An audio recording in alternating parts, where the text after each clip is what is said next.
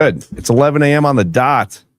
Joe Pasquali here from Copper King Cigar Chat with Nate Carden from Perdomo Cigars. Good morning, Nate. Good morning, brother. How you doing? I'm doing good, man. This is our first Cigar Chat live, actual live here on Facebook, YouTube, Instagram. So we're coming at you on this glorious Friday morning, and we're going to talk cigars. We're going to talk football. We're going to talk about the weekend ahead. We actually have a cut light at our West Jefferson location tonight. So here in Fort Indiana, West Jefferson Boulevard, Copper Canyon, we're going to be doing a cut light with Nate with Perdomo. So we're going to talk about the brand, talk about their plethora of cigars, especially that we carry at that location. So again, thanks, Nate, for being here. Tonight's cut light should be a lot of fun. Yeah, I'm very excited. It's going to be the first time that we're doing a kind of training event also at the same time for you guys. So everybody is welcome to show up. The cut and light will start at 5 p.m. About 6 p.m. I've got about a 20-minute PowerPoint presentation where I'm going to go over just, what does it take for us to make a cigar? Going from the fields to the curing barns to fermentation, and just going through the process. And, the goal of this cut and light is just to let everybody kind of get some more education and more training on what does it take for a Perdomo cigar to be made. You had you were able to go to the factory last year and see it. It is very tough to wrap your head around it. It's a lot of information. So that's why I'm going to keep it very simple, 20 minutes. Yeah. I think it'll be good for everybody to kind of.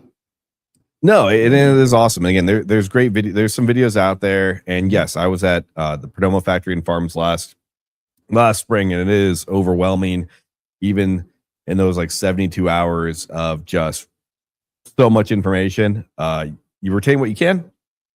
And I would love to go back, next year, whenever, maybe later this year, we'll see. But Nicaragua is awesome. People there are very accommodating.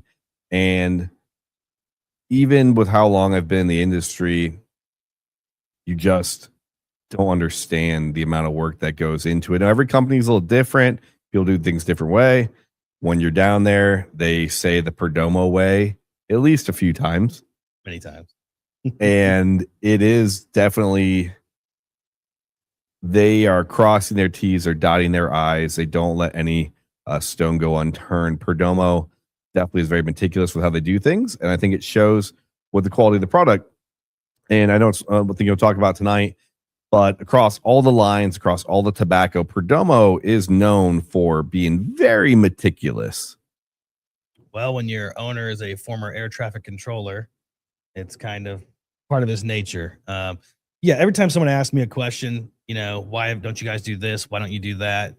I always say, I promise you, Nick Perdomo has thought of that 100 times. He's weighed out every pro, every con, and it's not the best decision for us.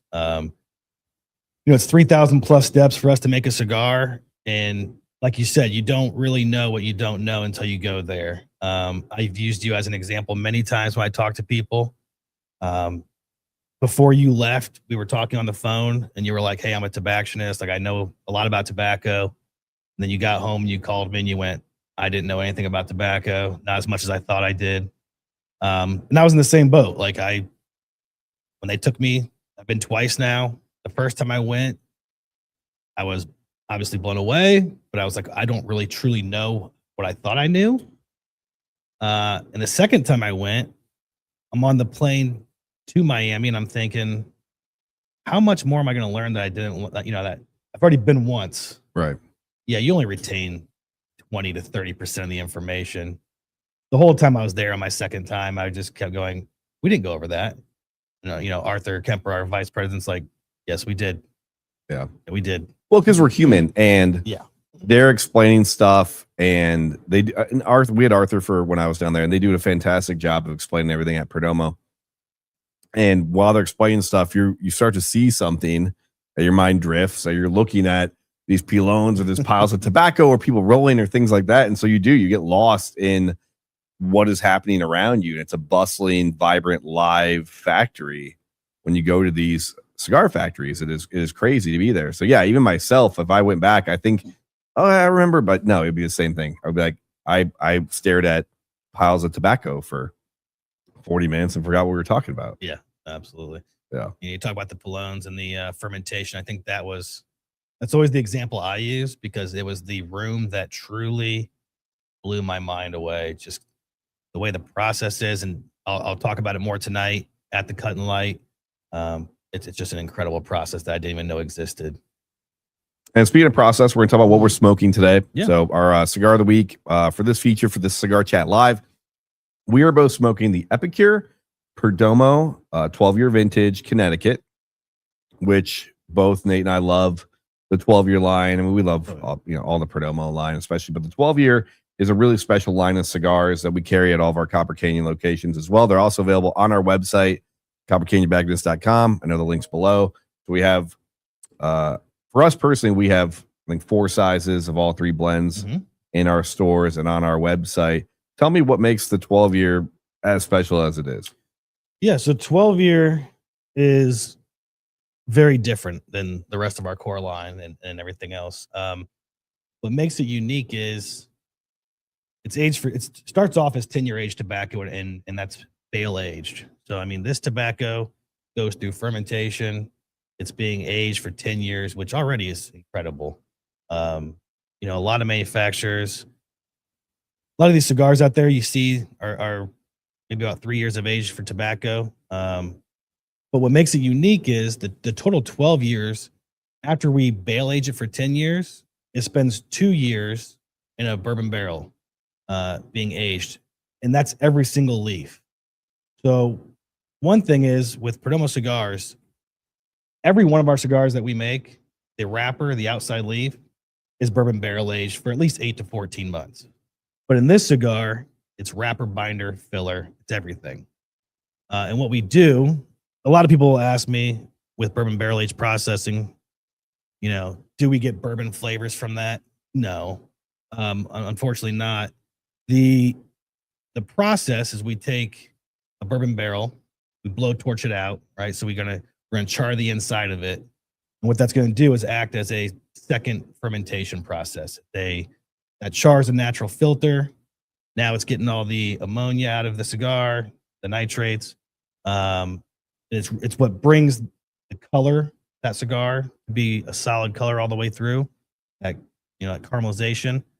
And it's the only cigar in the market that I know of that every single leaf is bourbon barrel aged for 2 years.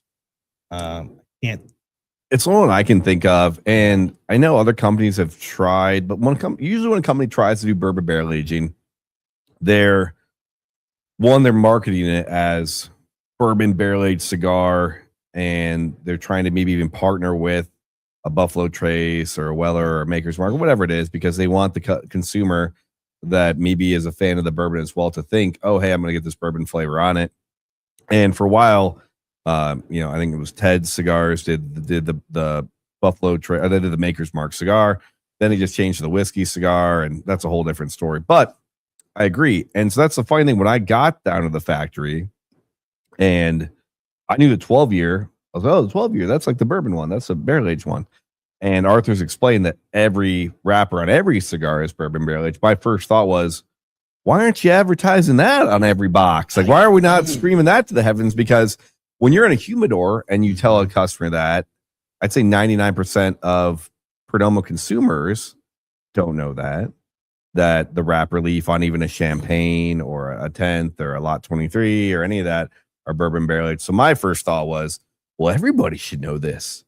I agree. It's one of the questions I get asked the most is about the bourbon barrel aged processing. Also, everyone always says, well, why in the heck don't you guys advertise on everything? Habano bourbon barrel age is when we started to advertise it. We didn't realize that it was important, that people, that mattered to people. It's something that Perdomo's done for, as long as I know. And when we came out with Habano bourbon barrel age, Nick and Arthur were like, we should advertise that we bourbon barrel aged the wrappers. So they started with that. Going back and rebranding 10th anniversary, that'd be tough to do. But that's why I try to spread that knowledge as much as possible. And yeah, we use American white oak bourbon barrels. The Connecticut's sitting there for 8 months. Sun-growns are in there for 10 months, and the Maduros are in there for 14 months. People ask me, what is the bourbon barrel age? Besides, releasing, the ammonia and everything else, what's it do? Well, it brings out a lot more flavor. Okay. The aroma of the cigar, as it's just sitting there aging. The color, if you look at any Perdomo cigar, you see a solid color all the way through. And then the texture of the cigar, it's not toothy. It's very smooth. You look at the veins on the leaf; they're completely smooth, and that's just what that process does. So that's why this is different. I think I look at it like a Macallan 12-year is kind of what Nick has told me before was his vision for it. It's something that's very good, unique, and it's not going to break your bank. And that was kind of how that's why he went with that 12-year, because that was his vision, was making it something like that. Right. And you said breaking your bank. And I think that's one of the biggest, mostly the biggest reason. I think the biggest reason people smoke Perdomo is quality. But then secondary to that is probably price point. Oh, and I think that's how most cigar consumers shop. We'd all love to buy, $20, $30, $40 cigars all the time, whether they're good or great or not. That's beside the point. But we can't. So we want the best cigar for our money. I think most consumers are built that way. And I think Perdomo does a lot of great stuff. Not only do they have their singles priced at a good price point in the industry across all their lines. We're talking from Fresco, Lot 23, Habano Bourbon Barrel Age 10th, 20th, 30th, 12-year, Legacy. I think I hit most of them. But also, you guys have like your value sampler packs. So we carry like at all of our stores, you can see everywhere, that are an amazing deal. And people can try different blends across the lines. And the value packs are a great way to get people introduced to the brand as well. Yeah, I love the value packs. It's an Epicure size of all 4 of our core line cigars. Lot 23, 10th anniversary.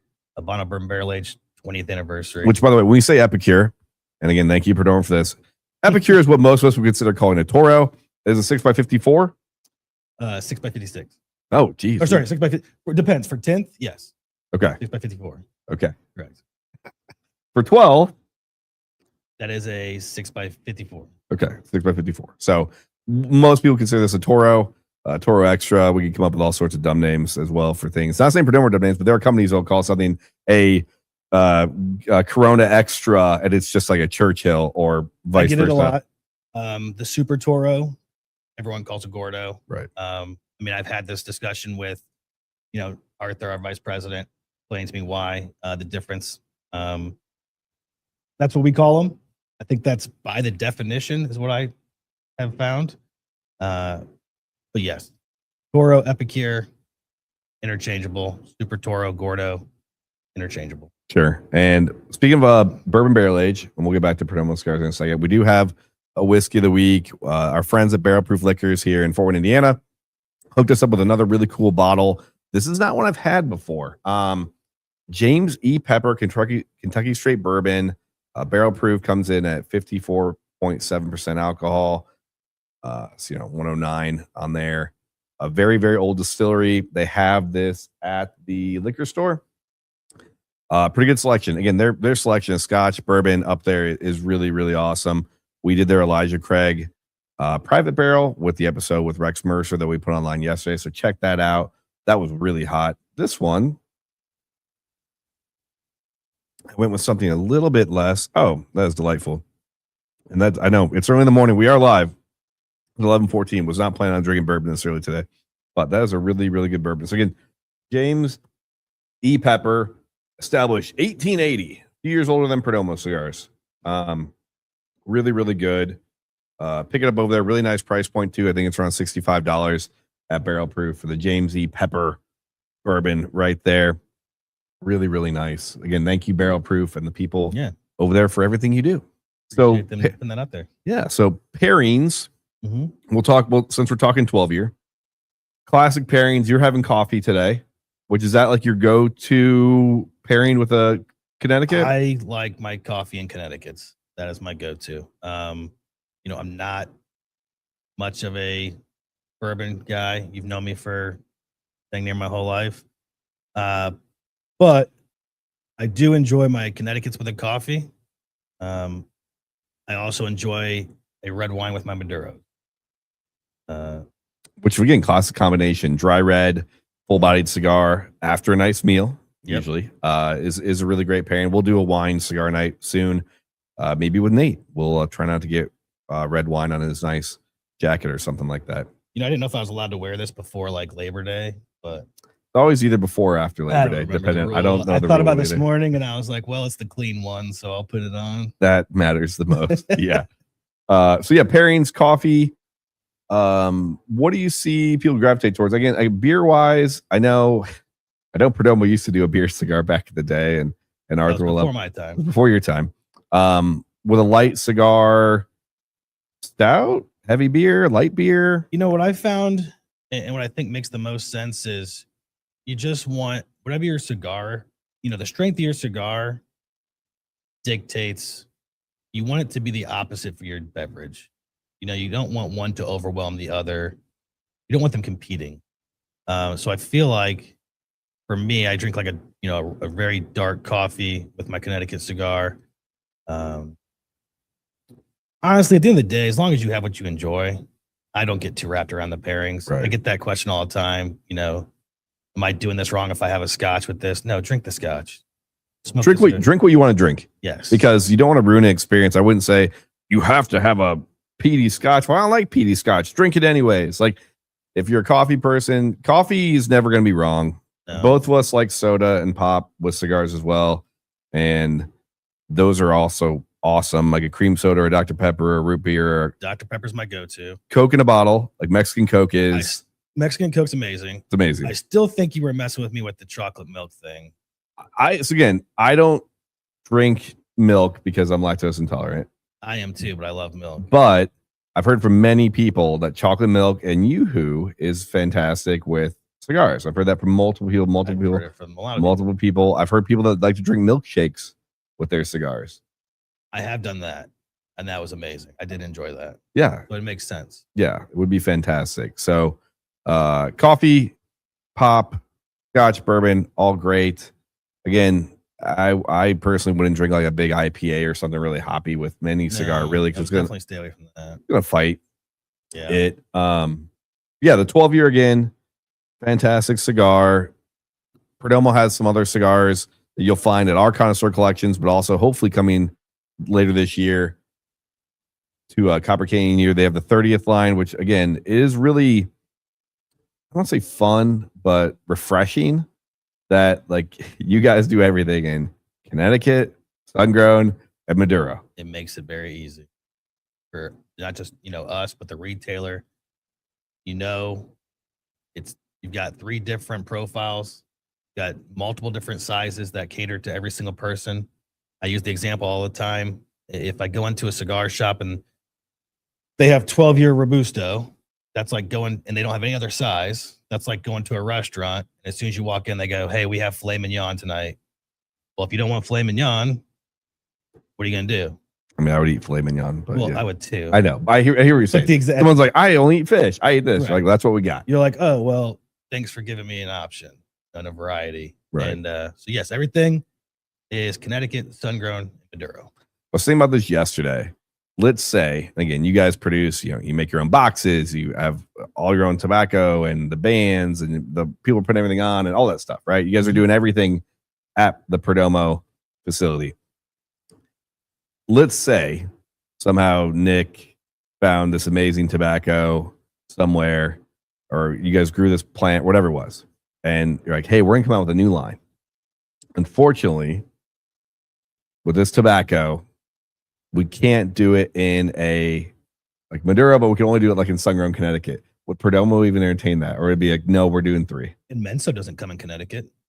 Okay. I was thinking for new line. Yeah, well, a new I guess, line? yeah, you're right. Because I guess they do sun-grown Maduro. I'm just saying, like, I feel like the company at this point wants to be like, this is what we do. It's our identity for sure. Do I think they would entertain it? Absolutely. Okay. I don't think that would not be something that they wouldn't weigh the pros and cons of.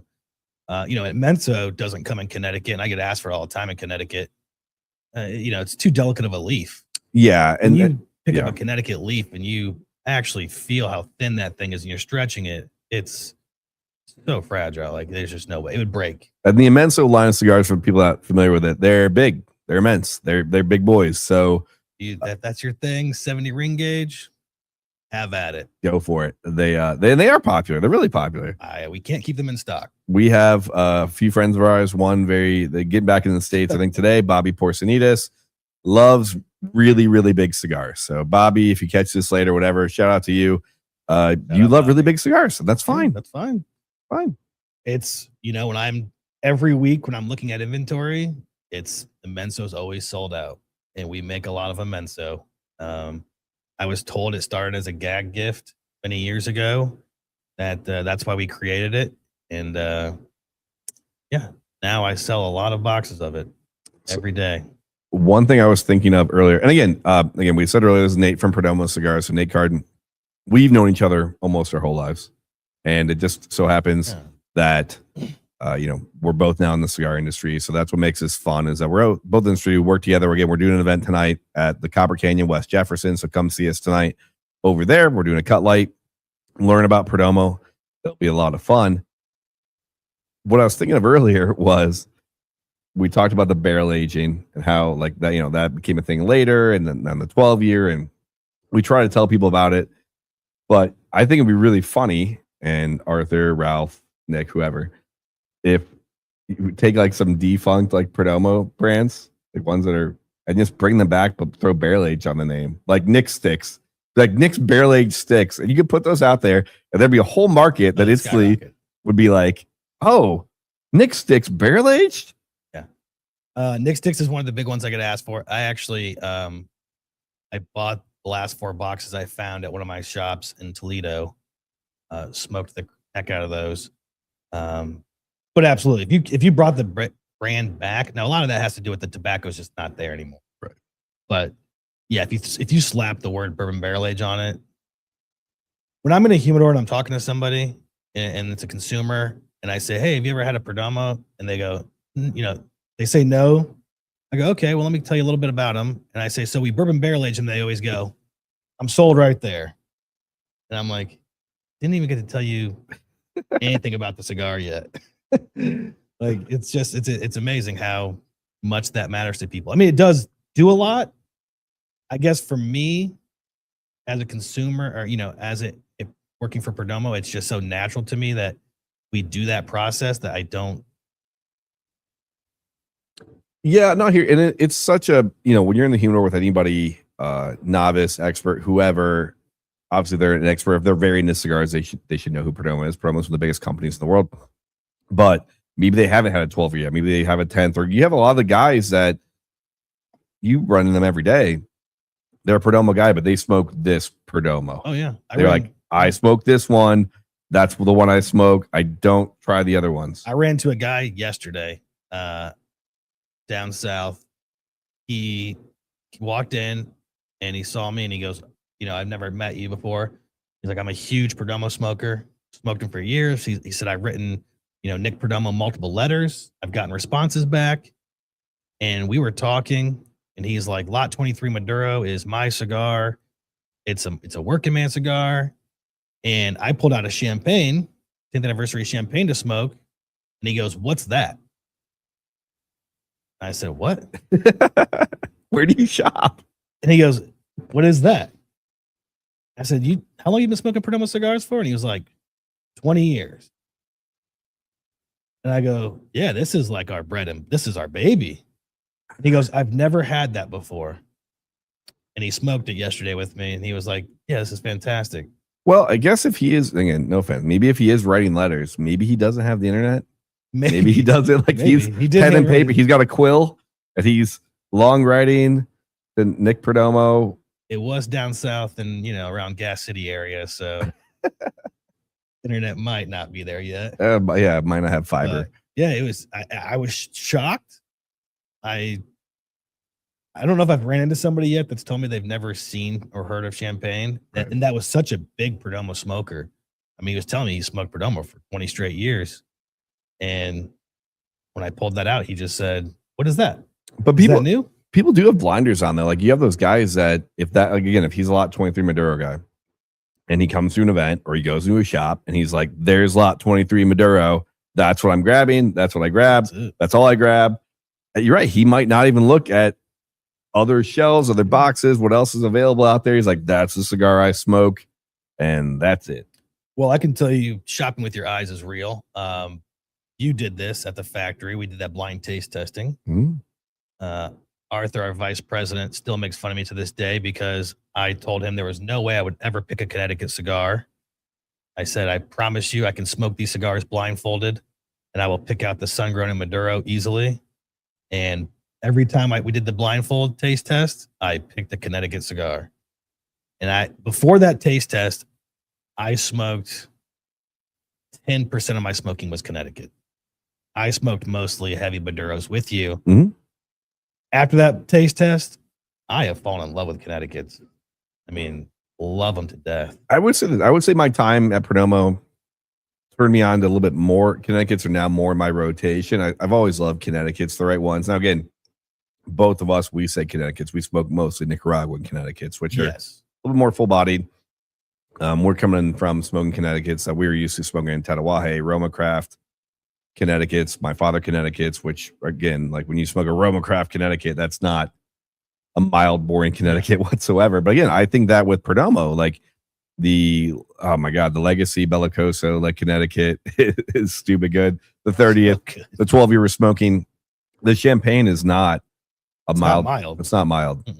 And I think that's a misnomer for it, is that people think this is going to be a mild, your dad, I think we use the phrase, your dad's Connecticut, where you're expecting something just smooth, not a lot of notes, boring, but I think that's what people think. Kale, do we have a question or a comment from the audience out there? Yes, we do. Josh Kilborn said 23 Lot Maduro, the cigar that got me into smoking. Joshy, I just talked with Josh earlier today. Josh Kilburn, good friend. We actually talked that future episode, we want to do like a wrestling segment or a wrestling episode. Josh is a huge wrestling nerd. So fun. And Nate loves wrestling as well. We could do a whole 80s wrestling episode. So Josh, we'll have you on sooner than later so we can talk some wrestling and get after it. I need to watch. I feel bad to say I haven't watched a lot of wrestling this last year. I haven't watched in a while. I mean, for a while there, I know you when Zach was always up there, watching wrestling. We definitely were throwing around the projector on the garage. So I like wrestling. I like obviously 90s, 80s, and 90s wrestling more, but I've heard, not just from you, that like wrestling today is getting back to pretty good. It is really good. It's really good. And we won't delve into but wrestling is great. I love wrestling. I know it's dumb. People might think it's dumb or whatever, but like I like a lot of stuff. We love sports. We love cigars. We love whiskey. I love wrestling. It's just we love video games. These are just the things that make us go. Yeah, wrestling's just drama for men. It is. And it's fun. We didn't say we were going to do this. I do have, before we get into sports, we're going to talk football because that's what Nate and I love ball. Oh, we have one more. We have one more comment or question. I did want to get to Josh's thing real quick. Lot 23. A lot of people don't know this, and it's what I love about Lot 23. It's the last project that Nick Perdomo and his dad worked on together before he passed away. I didn't know that. It's the very last project. So it has a very sentimental place in the Perdomo family. Let alone the name Lot 23. Every single tobacco leaf in that cigar comes from that one lot, that one farm. You'd look at any other cigar, you take, filler tobacco from Esteli, you take some from Jalapa, you got a wrapper leaf from Ecuador. So you're pulling these tobacco leaves from all these different farms. But Lot 23 is one farm. Every single leaf in that cigar is from that one farm. Okay. The 23, I don't know what that stands for. I think it's probably Michael Jordan. I figured he probably named it after the second best basketball player of all time. Oh, stop. Behind Kobe. At least you said Kobe. Yeah. No, I would never. I'm a LeBron hater, man. Stop. Okay, what do you got for us out there? At James Pellegrin came on and said the champagne was my first Perdomo, and they take up a third of my humidor now. Awesome, man. I appreciate that. Yeah. Champagne is a great starter point. Even though it's not a mild cigar by any means, it's still not going to overwhelm somebody. A almost every retailer I talk to always says, hey, I always recommend champagne for a new smoker. I always tell them you can recommend it for someone who smoked for 20 years. It's still a great cigar. Plenty of strength and plenty of flavor. What else you got for us, Kale? We also got John Runge came on and said, torpedoes, exclamation, exclamation, exclamation. Oh, yeah. There's our torpedo My guy. Torpedo brother. Torpedoes are awesome. They're amazing. And I know we've brought in some boxes, and John's bought some boxes of Habana Bourbon Barrel Aged torpedoes as well. He loves that cigar. I love torpedoes. You love torpedoes. The hard thing is, you know, and we've talked about this many a time, is that we try at our stores, and you guys try as a company. We want to get the four facings out there. We want to make it look uniform. And if you go into one of our spots, or you go to a spot that's well faced with Perdomo, it looks great. They got the labels, the branding's there, the companies are there. You're able to shop. We, for space, like most people, we stick with the four. And when you got to pick those four, torpedo sometimes is one that you don't pick because it's I don't want to say lesser bought cigar, but it's a size that throws some people like a curveball. Dying. I mean, unfortunately, I think torpedo smokers, that size is slowly dwindling down. It's tough. You know, I love torpedoes. And when Runge started buying the torpedoes, I started smoking torpedoes again. I was like, oh my God, I forgot how good they are, man. It can really change the cigar completely. What I love about torpedo is it will tell you whether or not you smoke too fast. I mean, you cut a torpedo correctly and smoke it. If you draw in too hard or smoking too fast, you know, it'll build up at the end. But what weirds me out with torpedoes for people is a guy will buy a torpedo and he'll see the size of it and be like, oh, that's a 5.5 by 52 torpedo or 54 torpedo, right? Yeah. Whatever. When you cut a torpedo, you're smoking that as like a 44 or Right. 42 or 46, right? Yeah. And so you'll have these guys that are torpedo guys, and then you'll try to sell them on a small ring gauge, and they're like, I don't like Coronas or Lanceros or this or whatever. And you're like, but you smoke torpedoes. You realize that with that cut, you're smoking a Lonsdale. It's the same. I mean, it's different, but the way it goes, it fits in your mouth, the cigar, it's going to be essentially the same. Right. And I guess if you like a cigar in your hand a certain way, I guess, sure. Well, I always try again, and we'll talk about this in a second. Like, I love small ring gauge cigars. I love all cigars, but like a Corona or a Lonsdale, you know, my perfect size is probably a 6.5 by 46 or 44. Like, that's a fantastic size for a cigar. I'm just not a 60 ring gauge and up guy. That's just me personally. So, also, this is the first time I think I've ever smoked a cigar with my left hand. It is weird. So, like, it's so weird. Well, I put the ashtray on your right because I figured. I know, but I'm a bull in a china shop. If I do this, like, I'm gonna knock this all over. I know, and so I'll try it, but I just. Yeah, you're good. Don't knock anything over. Be so mad it is weird because I keep doing this, but the ashtray's here again. I can't go. That's right, because I can't go left, so I'm like sitting here as well, going like this. I keep trying, and I'm like, yeah, it is. How dumb do I look right now? Because I'm not. You know, if you ever try and throw with your left hand, like that's how. It's very bad. Yeah, it's very unless you're left-handed, I guess. But like we're not, and it comes out as like a shot put thing. Not even. Yeah, no, it's not good. Did you have anything else out there, Kale? We also had Michael Churchwarden coming on saying, hey, from the Churchwarden. Good to see you, Nate. Hey, good to see you too, brother. Shout out Fort Wayne Cigar and Pipe Club. Much appreciated. They travel really well. They support really well. I love talking to people about them. I don't care if I'm in Detroit. I tell people about it all the time. They're very big supporters. Yeah, locally having a group, whether this one's on Facebook, so Fort Wayne Cigar and Pipe Club, been around a long time. Rex Mercer, who we had on, and Michael Churchwarden started that group. And it's nice to be able to, social media wise, talk to people about cigars, about pipes, and not feel if you have a question, because there's people that are in that group that are connoisseurs, and there's people that are just getting into it, and everybody's really respectful. Nobody is mean to each other, and that's a big thing at shops too. Like, everybody's on their own part of the cigar journey or the pipe journey, and some people, if they walk into a shop and guys are in chairs or guys are in their own conversations, might feel weird about breaking into the conversation, or might have a question that they're not sure to ask. They feel they're going to be dumb. I don't I want to ask you a question about how to cut this cigar, about this humidor, about this, but I don't want to be the new guy or the dumb guy or the whatever. Guys like Mikey, guys like Rex, a lot of guys in the group are really good about making people feel welcome, always answering questions in the nicest way possible. Yep. And not making people feel like, hey, oh, you're new, get out of here. Like, I feel like the cigar community overall is a very welcome community for everybody. Oh, absolutely. Whether you're at a shop, in a humidor, on the Facebook group, the community in general is always welcoming. Yeah. Because we want more people smoking cigars.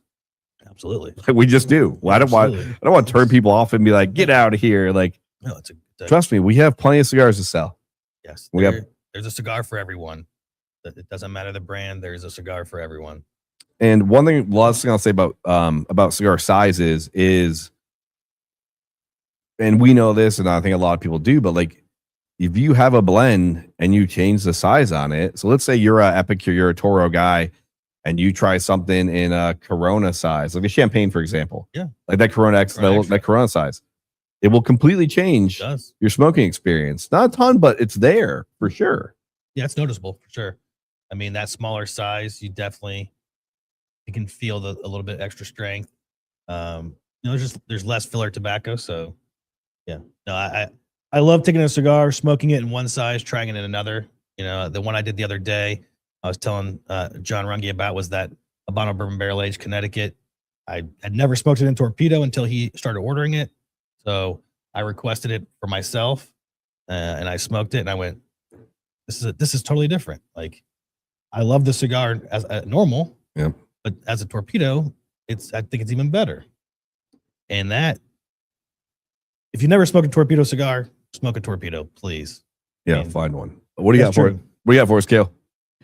We have Rex on here saying Perdomo is a great choice. They make exceptional cigars for the price point. And that is from our local Drew Estate rep. That is. Love you, Rex. Thank you very much. Look, all of us reps in this area get along. I mean, business, competition's competition, but we do all get along, and I love Rex. Thank you so much, brother. All right, you got another one out there? Yep, one more. We have Bill Trucks here. Says, hi guys, Perdomo cigars are the best cigars. Occupies 95% of my humidor. That's a lot. Thanks, Bill. Thank you, Bill, very much. I appreciate your support, and I'm glad that we can provide you with, amazing cigars, great quality, and thank you again. And hopefully, if you're local, we'll be at West Jefferson Copper Canyon tonight for our cut light. I'll be out there running some specials and stuff like that. But again, also on the website, we have our full Perdomo catalog out there on coppercanyontobacconists.com. All boxes are 20% off, which is awesome. That's amazing. It's amazing. So go out there, check out our selection of Perdomo cigars. And I'm going to rapid fire. Nate doesn't know we're doing this. I'm going to rapid fire. Nice. That's not on your sheet. Oh, it's not on my sheet. Nice. There's a rapid fire 10 questions for Nate from Perdomo today. So I'm just going to shoot you a question. Give me a quick answer. Let's go number one. Favorite wrapper on a cigar? Favorite wrapper? Ecuadorian. Okay. Talking about Connecticut or Habano? Connecticut. Ecuadorian Connecticut. Our Ecuadorian Connecticut. Okay. Favorite size of a cigar? Epicure, Toro. Least favorite size of a cigar? Gordo, Super Toro. Currently, the best fast food burger is from blank. Oh, man, I just tried. What is that? They called Shake Shack? Shake Shack, yeah. That was amazing. Okay. $20? No. But wow. It's tough, man. Like you had me try that pretzel pub thing pub burger from Culver's. Culver's. And I just blind ordered like the combo, whatever it was. Like, that'll be $17.40. And I was like, oh, that hurts. Yeah. Does hurt because at that point but still great burger. Yeah. Great burger. I would go the Shake Shack burger is my current favorite. Okay. The best football player I've ever seen play live is best football player I've ever seen live. I mean, honestly, probably Michael Vick. I watched him play the Titans, and that was incredible. Just superhuman athlete. Yeah. I destroyed us. Don't agree with what he did, but there you go. Next question. Cats or dogs? Dogs. Cats. I would never hurt a cat, but not a cat guy. Not a cat guy. Favorite pie? I'm not a pie guy. I know you're not. I hate sweets, man. Oh, no, that's not true. My birthday cake every year is a pumpkin pie. Okay. So there you go. You could have said chicken pot. Yeah, I still like pumpkin pie better. Pumpkin pie better. Okay. Yeah. Favorite style of potato? Favorite style. Ooh, there's so many good ones. Chips, fries. Am I forgetting something here? I'm thinking mashed. Garlic mashed potatoes. Okay. Yeah. All right. If I had to give up one cuisine for a year, Mexican or Chinese, which one would it be? Chinese. Okay. Yeah. Can't give up Mexican. I eat so much Mexican. And the last rapid fire, would you rather fight one horse-sized duck or 100 duck-sized horses? Wait, hold on. A horse-sized duck. Yeah, that's terrifying. Or 100 duck-sized horses. 100 duck-sized horses, because I'm just kicking. You're right. Yeah. Just flailing at them. Yeah. If I see a 7-foot duck, that's Yeah. just ripped. Normal sized ducks when they're mad Yeah, are terrifying. So like one the size of a horse would be. Yeah, that'd be tough. I don't win that fight. No. I know I don't win that fight. I think I have a chance against 100 small horses Yeah. because I'm just kicking. Well, I'm gonna pull a hamstring by the third one, Sure. so I'm just screwed either way. Well, what do you got for us, Kale? We have Ivan Wonder came on and said, I'm not a cigar smoker. What's a good cigar for a new cigar smoker? Yeah, if you're just starting off, welcome. And Perdomo 10th anniversary champagne. It's in a yellow cellophane. You can ask any of your retailers. That's an excellent place to start. It's a mild, it's more medium, but it's very smooth. Got a nice, caramel, creamy finish. That's an excellent place to start. Would you agree?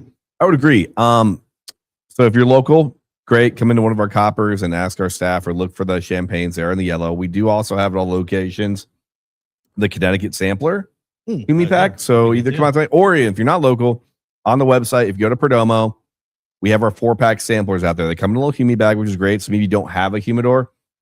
So you can open that up, and it's got 4 of the Connecticut's from Perdomo in it.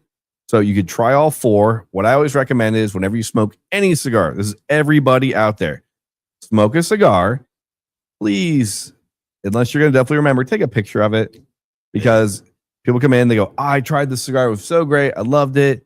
Got What a else? blue wrapper. It's got a blue band, blue band on it, red band on it, a picture of a lady. You're like, come on, man. Let me, it was a Padron. Which one? It was a Perdomo. Which one? So I would recommend personally get that 4-pack Connecticut sampler, which is around like $40 for 4 great Perdomos. Try each one, and then you're going to land and go, I like this one a lot. This one I like a bit. This one's good. This one, whatever. And then if you come back into a location or if you shop online, usually we can kind of we branch out, we tree. So for us, like tobacconists, we can go, oh, if you liked this, try X, Y, and Z. If you like this, try this one, try this one. Next time you come in or next time you're shopping, we go, well, grab one of those, try these two.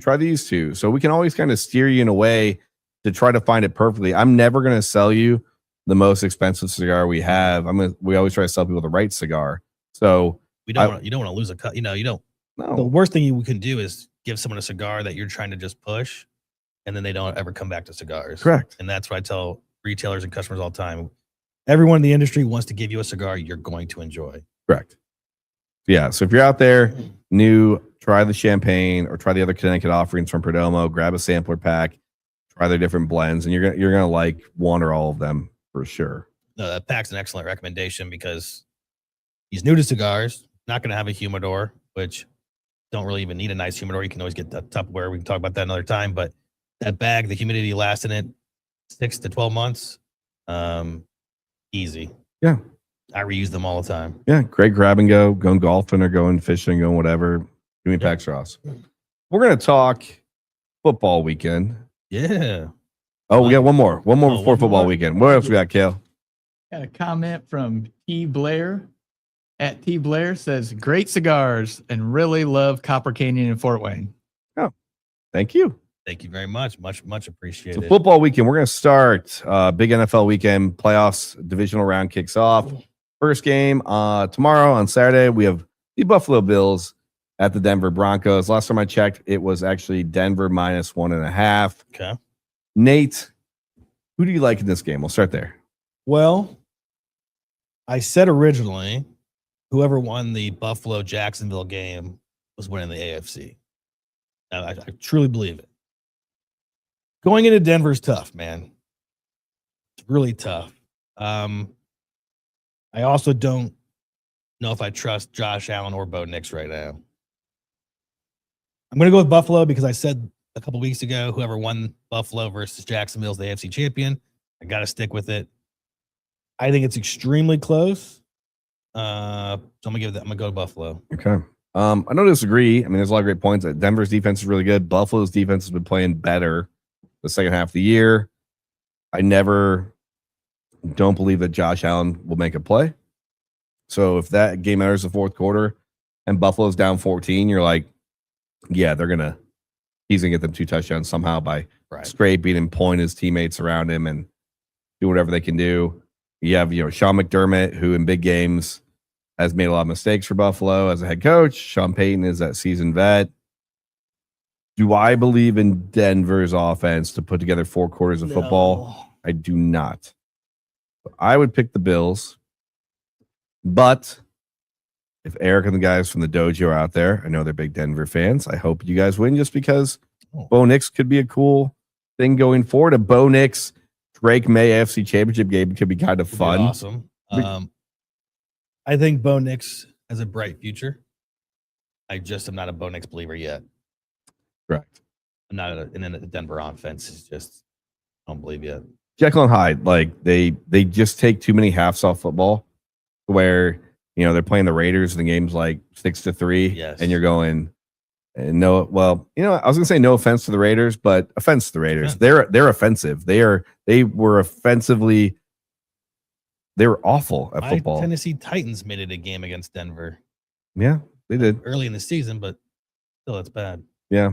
So, yeah, I will say, I don't believe in Denver's offense putting together 4 quarters of football. I think it'll be a close game. I haven't looked at the weather forecast, but it's January. It's Denver, so it's probably going to be snowing or cold. Crappy. It's not going to be 70 and sunny. So, next game on the biggest line of the weekend, Niners at Seattle. I'll go Seattle, but is Darnold really going to win a playoff game? He has to eventually, right? I mean, if there's a time for him to win a playoff game, it's against a very beat up Niners team. The Seattle defense is terrifying. It is. It is terrifying. But I look at last year and I go, man, Darnold was with the Vikings and everyone was like, they're unstoppable.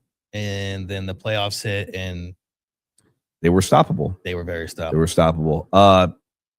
Seattle, last time I checked, was -7.5. They just a few weeks ago beat the crap out of the Niners. Niners did nothing on offense. It was like that 19-3 game or whatever it was. Yeah. It was awful football. But I think Seattle wins it. A healthy San Francisco, different game. They just lost Kittle, right? It kills out, yeah. So are they remotely healthy? No. Are we duct taping Christian McCaffrey together every week? Yes. Like, is he going to make it through this game? Probably not. So, isn't it amazing the year that you don't take him in fantasy football? He just is amazing. That's how it happens. And then every year you take him, he gets hurt. He just gets hurt. That's how it goes. That's how it goes. Great. Yeah. So, Mike McDonald, former Michigan guy, Seattle head coach, should get probably coach of the year. Yeah. Probably. Should.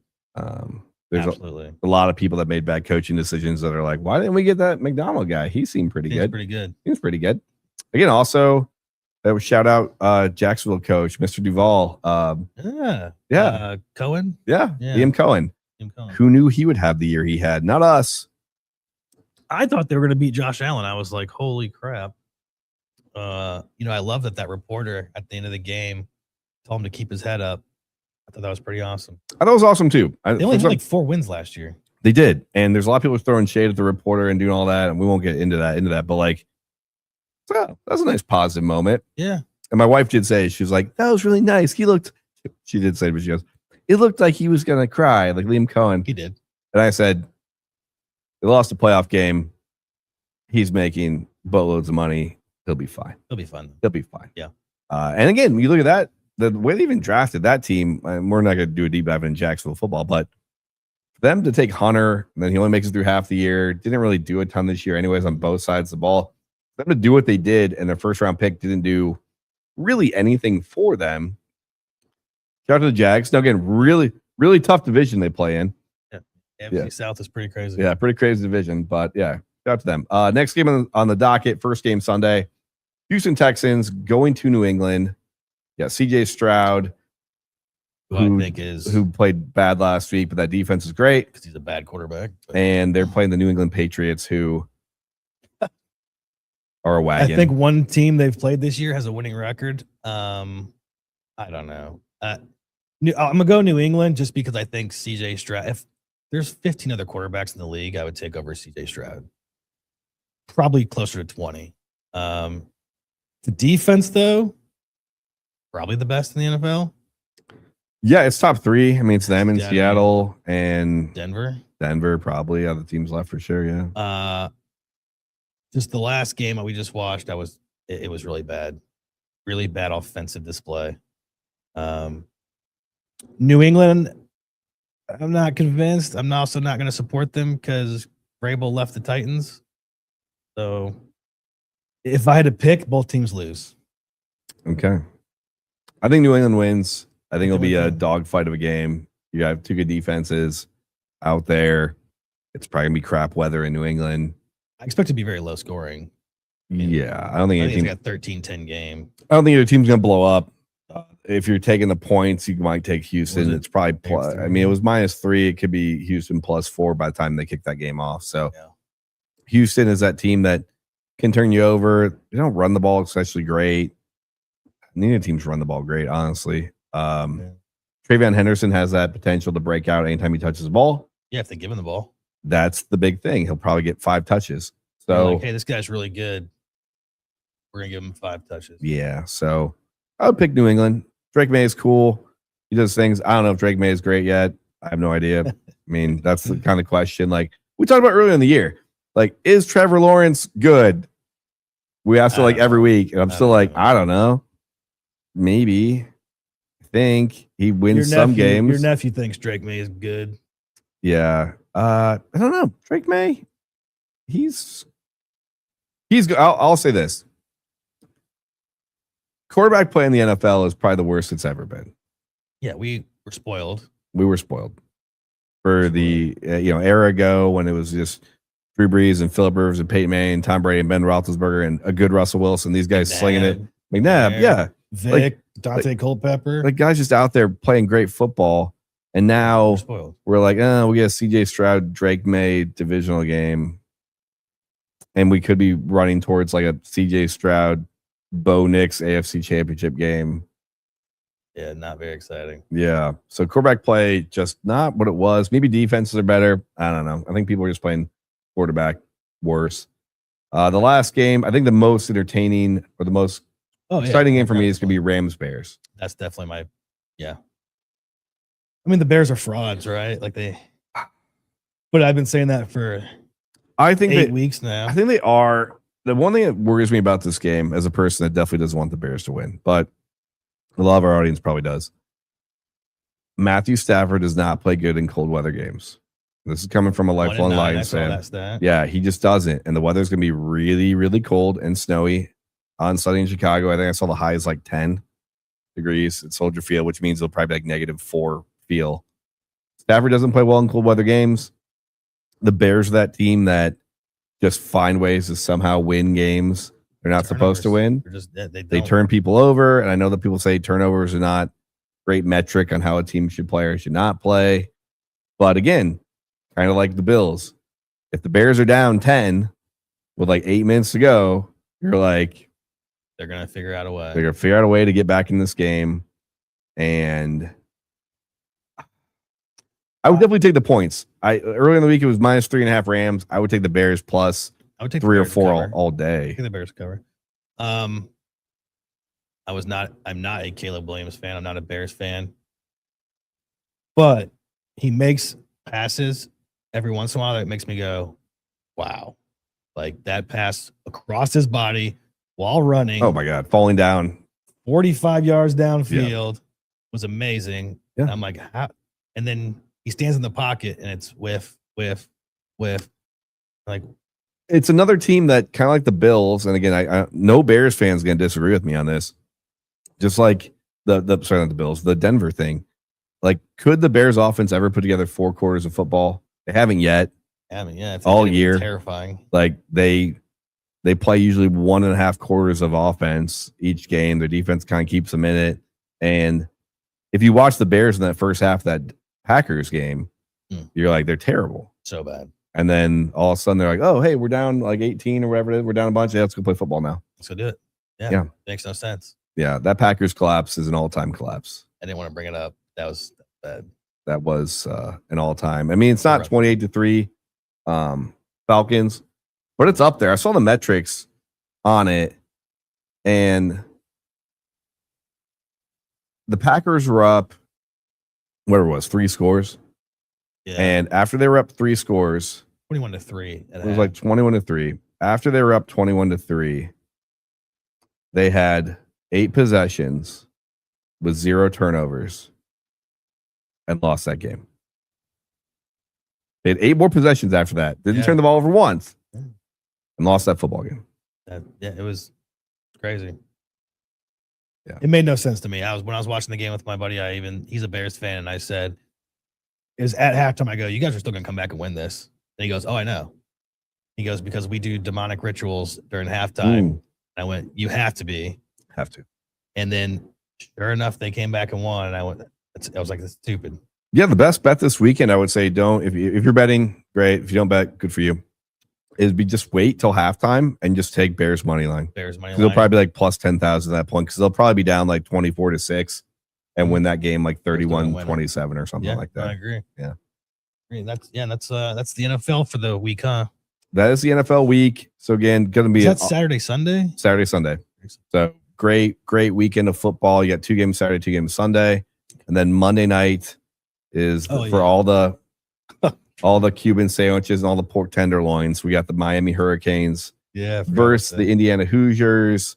The line we talked about last night got to like 8.5 for the Hoosiers, which is a huge line. In the national championship. Crazy. Shout out IU. I know I'm in Indiana, born and raised.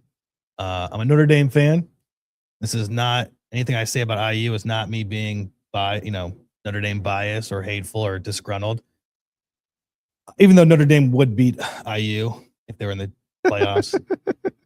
Besides the point. Doesn't make sense. It doesn't make sense, and I'm not saying it because it's Indiana. Well, you can, yeah. No, I don't care. I don't care that the name's Indiana. I mean, it's fine. It doesn't make sense because it's Indiana. Take the name out of it. The physics of the game don't make sense to me.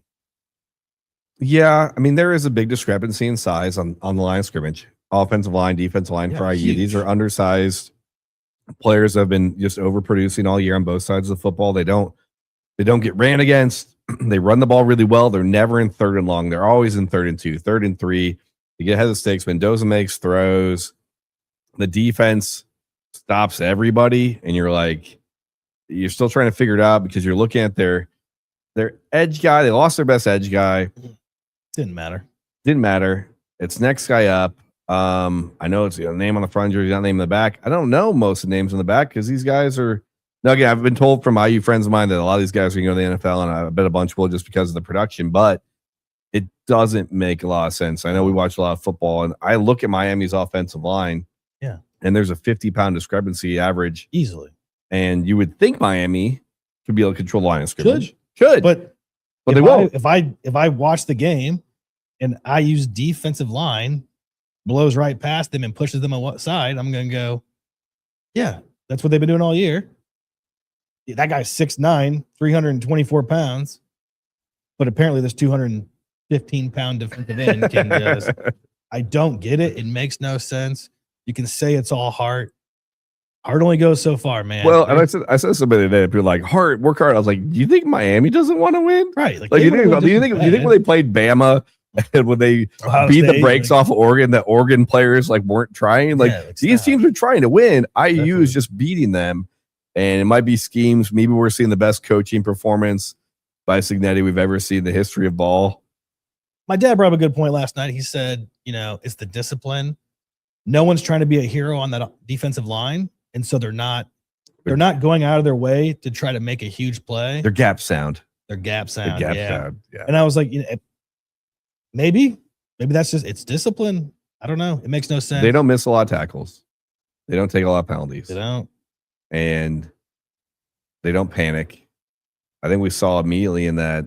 Remember early in that Bama game, Bama going for it on 4th down. Yeah, just like, that was crazy. Like in the first or second quarter, whatever it was, and it was still 1-score game. And then immediately IU jumps on them, and then after that, the game was over. So they don't panic. They're well coached. Any IU fan will tell you they're a second half team. Well, they haven't had to play in the second half in the last 2 games because the games were already over. So I think it'll be fun. 8.5. If the line's still 8.5, I don't know, because I said they would beat Oregon by 3. Yeah. And they were beaten by 42-7 right after half. Yeah, they beat them by like 30. So I think again, the logical side of me is saying it's gonna be a close game. But if that final score is 42-10 IU, I wouldn't be surprised. I wouldn't be surprised one bit. Yeah. They are just beating the brakes off people. I'm happy it's just not the SEC in the national championship. I am happy as well. The other scary thing is that if you look at the recruiting in the transfer portal, IU's reloading. They're reloading really well for next year. So I don't see this IU Hoosier team like going anywhere. Now are you going to hit on like a Mendoza again? Yeah, having a Heisman winner 2 years in a row is unheard of. So I do think they'll have to take a step back in quarterback play. I don't know anything about that TCU kid. He's good. He's a good transfer. He's one of the better guys in the portal. So I think they're still going to have a great, and they're going to have Mendoza's brother there still. So he's young. So I think they're still going to have really good quarterback play. Cinetti's good. The coaching staff's good.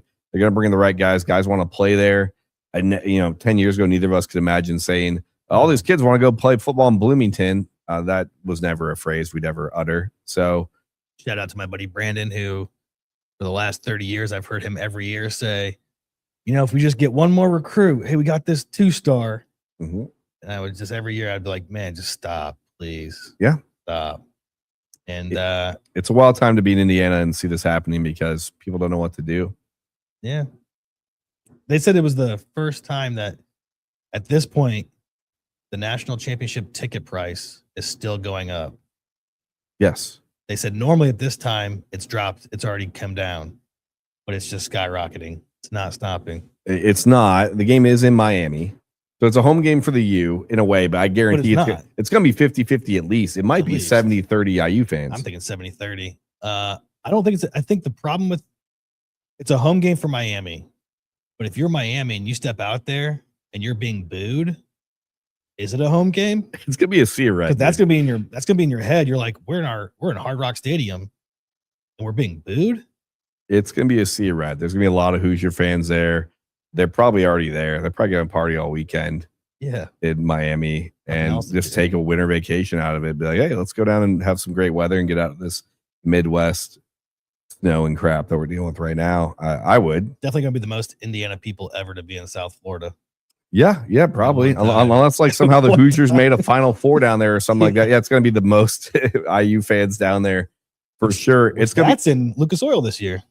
Yes. Yeah. That's in Lucas Oil. It is. I don't think IU basketball will make it there. No, probably not. But you can't have two great teams at one time. So IU football is doing great. Again, that's Monday night. We are having a national championship party at our Copper St. Joe location. We're going to have free wings, some cigar deals and stuff on Monday night at the St. Joe location. So if you're local, if you want to come in, we're going to eat some great food, watch the national championship game on Monday night at Copper St. Joe. Again, tonight, Nate and I are going to be at the West Jefferson store starting at 5:00, doing a cut light with Perdomo Cigars.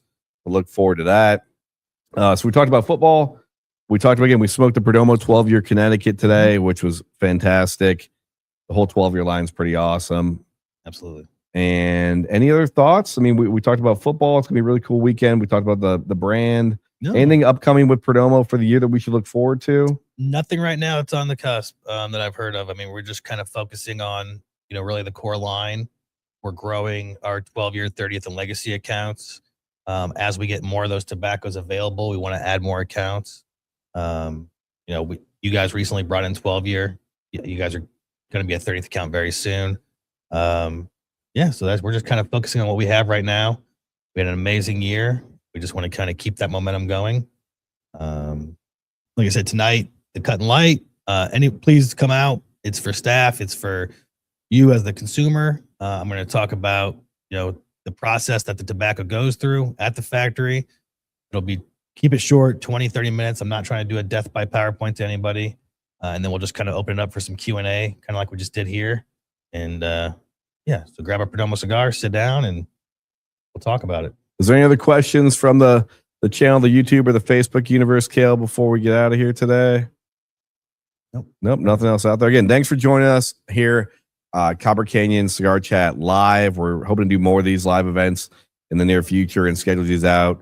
Comment on this video, any other company or people you want to see on future episodes. Again, thank you, Nate Carden, for Perdomo. This was live. This was live. So again, thanks for being here. We're gonna do more of these in the future. We'll see you at West Jefferson tonight, kicking off at 5 o'clock. Again, for Joe Pasquali and Nate Carden, Cigar Chat live. Stay smoky out there, guys. Ooh, I like that sign off.